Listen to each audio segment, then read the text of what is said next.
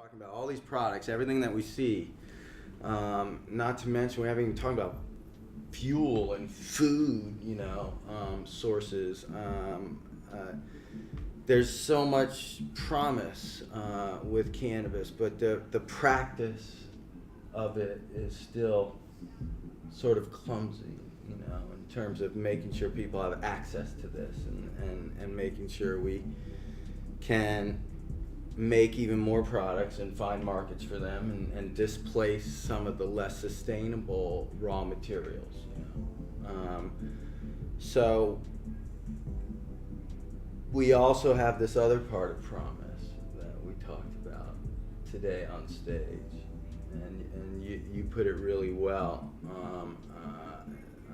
and that is promise in the sense of our solemn obligation to someone or something, and so talk about that part of the promise of cannabis, and what things like the Farm Bill will sort of do to our choice along those lines. Even from a real macroeconomic perspective, we have an opportunity now to listen to the lessons of the cannabis plant, that those of us who've been involved in it for a long time, lessons that have been learned, and really apply them to an above ground market. So we have an economy that, you go to business school and you're taught about markets and hedge funds and stock markets and leveraged buyouts and junk bonds and the history of the past century's economy,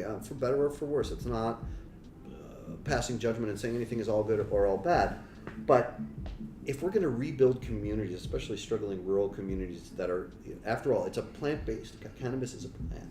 And so if we're going to rebuild rural communities and Main Street and all that business, where I want to throw my emphasis and my support, and in fact the products that I make are farm to table farmer. The farmer has to be at the top of the value chain, not just the commodities slave or serf that is paid a certain price with the vicissitudes of wholesale markets and all that business. The farmer has to be in on that final retail price, you might say, and that's just one component of it, but it's a really, really important one to think. Rather, as an end game, it's all fine to want to be entrepreneurial and make a good living. There's no problem with that. And at the same time, if you're actually consciously thinking about moral things like building the soil, thinking about building the soil from under the ground right from the beginning, you're thinking about customers like family, your product is something that you use every day, obvious things, and then brag about that, make that the brand, then you have this craft model. What you don't necessarily have is the replicability of, if you go into a box store and you need like a plastic bin that whatever the environmental ramifications of, or however the manufacturers offshore were paid, or how old they are, or whatever, that bin's going to be there. And it's going to be the same bin every time for several years. This is more, again, of that craft model where somebody will come in and say, I had this fantastic product 2 years ago in your shop, and the answer is, oh yeah, you know what, those folks, they still do it. But you're right, that 2018 vintage, that was something special. Yeah, man. I mean, it is a plant after all, and it is, and I think, one of the battles I'm fighting in California and Sacramento right now, and I'm sure you're fighting in all the corners of the world that your tentacles reach to, is making sure that craft family, that craft farm, that craft manufacturer, in some cases, not even a farmer, has not just a place in the supply chain, but a very specific role in the supply chain, because those folks, we need a lot of diversity and innovation, and those folks are historically with cannabis, because those folks love the plant so much, okay, and have listened to it, as you say.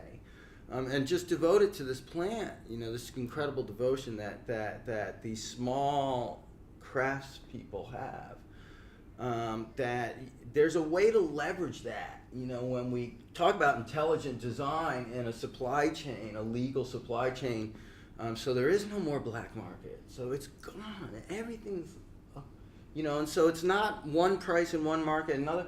It's all relatively accessible, but you have this driver of innovation and new products and craft high quality, very unique products, and those battles, they're big battles to fight for those folks and for just a healthy supply chain, a healthy world, if you will, and those are the battles I find myself fighting in Sacramento, because especially local politics, a lot of barriers to entry get erected, and so I'm wondering how what you're working on along those lines, because you spend a lot more time with these families, in especially on the hemp side, than I do, and what's keeping you up at night, with trying to make sure that the little guy has a big seat at the table.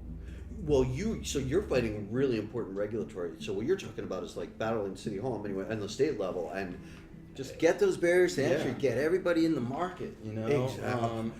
And do that in a way that you don't have 1 million pounds of unsellable weed like we do in Oregon right now. I feel so bad for the independent. Oh my God, it's terrible. 1 million pounds of unsellable weed in Oregon right now, because we just didn't get it right, So the other side too, besides the regulatory battle, is one thing. The other thing I think is educating the public. Yes. That so they feel okay. For, And what you're looking for is not necessarily. So today, I still hear a lot of people. For years, I was a subsistence fisherman in Alaska, and so wild salmon is, many of us know wild salmon is so different from farm salmon in terms of one is a superfood and the other is in many ways toxic. Right. And yet many people still go to Costco. They want to make salmon for a barbecue. They go to Costco. Oh my God! It's only $3 for salmon. It's still called salmon, right? Yeah. And so to educate the cannabis hemp purchaser, enjoyer, or aficionado, that price tag is relevant, but the story behind it, what Michael Pollan calls the supermarket pastoral, the storyline that makes you feel like the chickens on your eggs they're getting like daily massage therapy and free range out there on the horses on the range.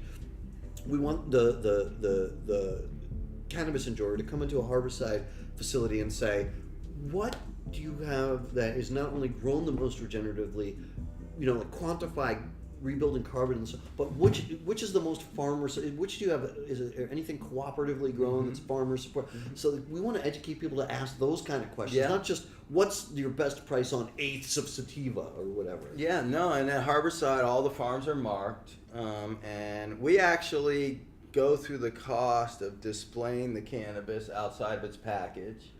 And then we make a tag and the name of the farm's on the tag. And then we usually have collateral materials that farm would give us about their farm to share with people so that they can learn more about the farm. And then almost every day we have some kind of supply chain vendor in there doing a demo and teaching our customers directly about what's going on with their company and their products and that, so, there's all these fronts we have to work on, right? We have this regulatory front so we can get barriers of entry low, taxes to be where they need to be so that we can compete with the illicit market and get the illicit market into the above ground market. And then we've got all this work to do with the consumer, right? We have to educate people and we need a new mythology.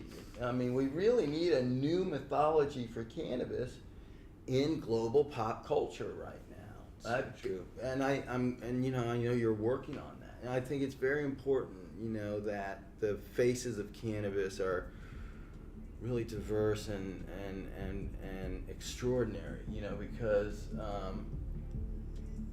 cannabis people, every single cannabis person I know in their own way, just like every person in their own way, is extraordinary. But this thing that binds us together adds a sort of element to the plot of our lives that is drama, and that's compelling, I like what you're saying about mythology though. Yeah. Because it's like, I like the patriotism angle. We gotta go beyond, you know, Cheech and Chong and gangster rap and just the typical symbols, you know. I think we made a good dent in it with the kids, you know, with epilepsy. I think we made a nice mythological vein there where for cannabis that it associates with something that's an intractable problem that's been really hard to solve, that is still impossible to solve, right? And that was very helpful, you know.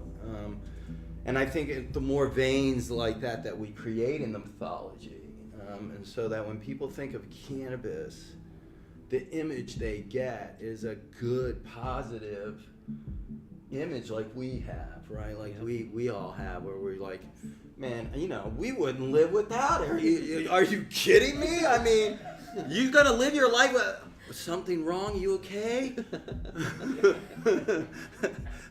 You know, it's so true though. So this you have like a little last bit of like people that are still looking back a little bit and like still listening to Anslinger in their heads a little bit. Like, yeah, no, I'm a supporter, but shouldn't we be extra cautious about this? I'm like, what's your why are you not proud of this? This is a really fantastic plan, and humanity's realized it for most of its history. This is the blip. The prohibition is the aberration. Oh my God, yeah. So I mean, these are really fun things to talk about and do, right?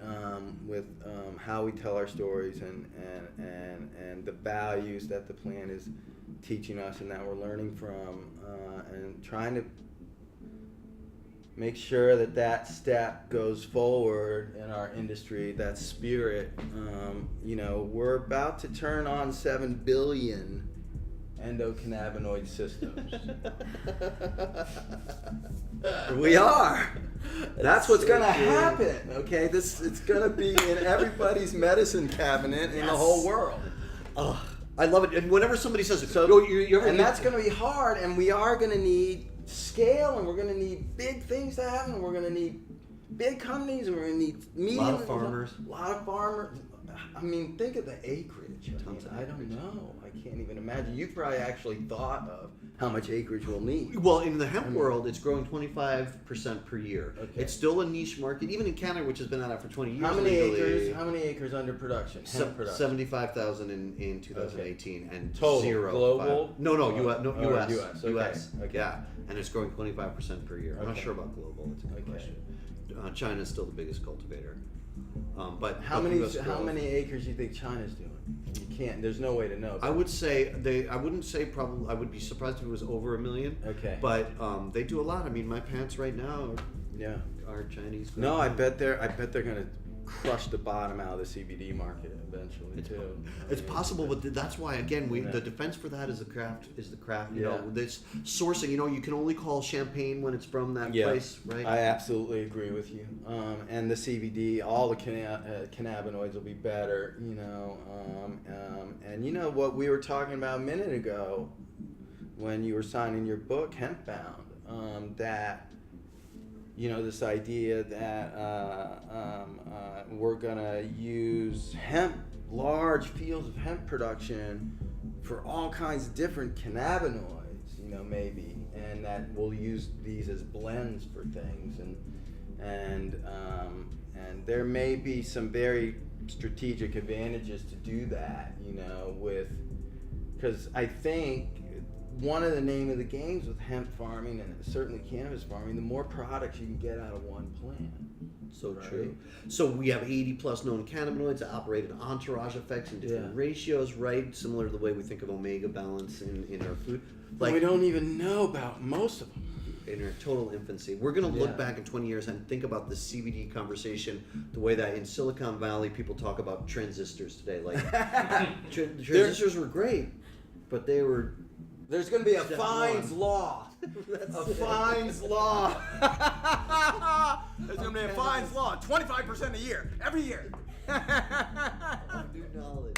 Yeah. What I'd like to call it, I would like to call it the Fine Deangelo law. Good enough. That's funny.